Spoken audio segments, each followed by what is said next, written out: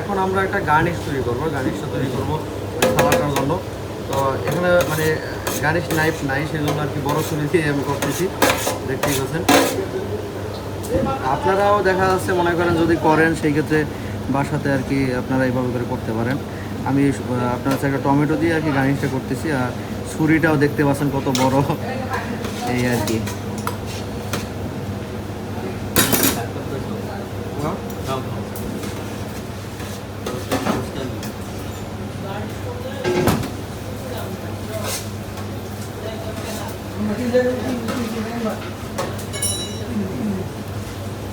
ঠিক আছে, এখন হচ্ছে আমরা এই যে এটা কাটছি, কাটা এভাবে রয়ে গেছে, ঠিক আছে। এখন জাস্ট এই যে মাথাটা এভাবে করে ভাজতে হবে।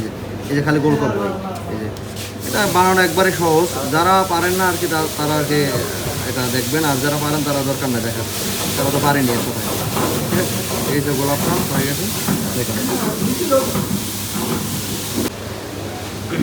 এই যে